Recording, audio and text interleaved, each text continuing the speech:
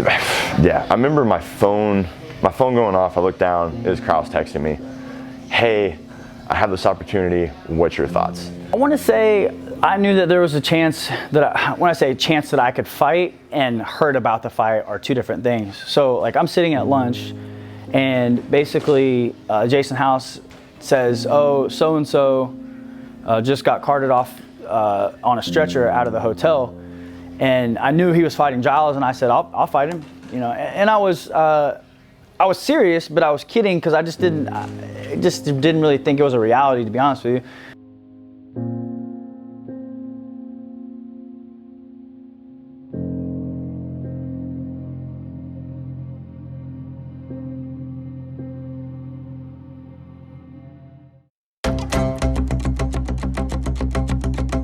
The Cerrone fight, you know, I took on short notice. I took it on I think 2 weeks notice, and it really is my first big fight. You know, I fought in the WEC, I fought in a couple lower level regional fights, but we're talking about we're going from 1,000, 2,000, 3,000 people maybe, and then you go to Arco Arena where the Sacramento Kings play. That was my first big fight against a guy that at the time was the #1 lightweight in the world, arguably.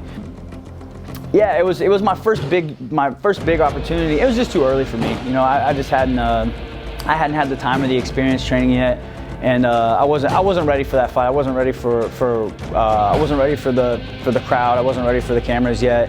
And I learned a lot from that, though. You know, I got a lot from it, and I got better from that fight. So I'm happy that I went through that. And it also showed me, if you watch the fight, it also showed me that I can compete at a high level. You know, I came out just a little too strong, and I didn't have the experience to regulate my pace or anything like that yet. So I learned a lot from that fight. I got a lot better from that fight. Name Sam Stout. What does that mean to you?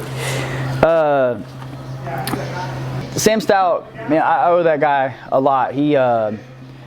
Sam is responsible for, he was my dance partner in my coming out party, and everything leading up to that. I always say this, when you're at a high level, to make a good fight, it takes two, right? You need somebody.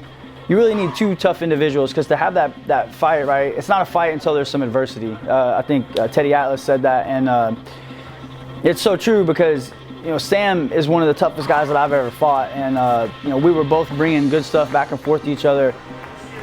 And he's one of the toughest guys I've ever fought. So I would hit him hard, and I remember one in the second round, he hurt me to the body. So we were going back and forth, and I think that night for me was the night that I grew up, because there was, I can't really explain it. I try to explain this, and I try to achieve this mentality again in my life, but it's so hard. I feel like that night, I just don't think there was going to be anybody that was going to beat me that night. That was the point of so many different losses and shortcomings and sacrifice and everything leading to a head. And I took that fight on short notice, but I was ready for this one because I knew something was coming.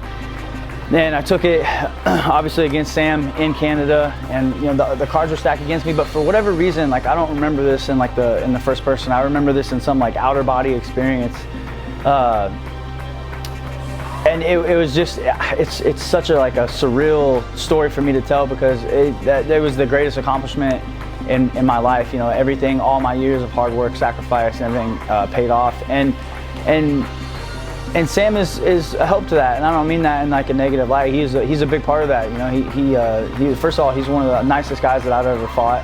Second of all, like I said, it takes two to make a fight, and that dude brought a fight, and he always did, and he always does, and he always will. So yeah, I owe Sam Stout quite a bit, man. He was a huge part of the, not just that fight, but after that fight as well.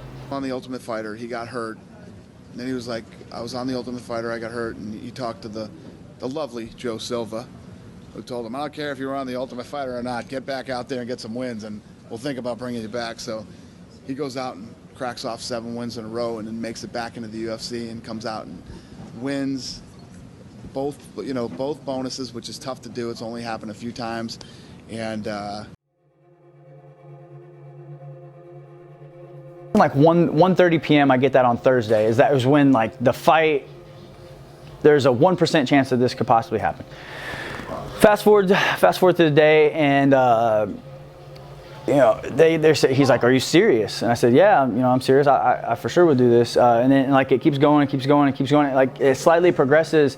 And then we get down a little bit closer to the wire and they're like, hey, he needs to go to weigh-ins. I said, look, I'm not going to weigh-ins unless we have a deal set in place, because I'm not going to go get it over here and face off with this dude. And then now I look like an idiot because I didn't take the fight, but I faced off with him. It just didn't make sense to me. So I said, you guys have until, I think it was 3 o'clock. So you guys have till 3 o'clock to figure out this deal.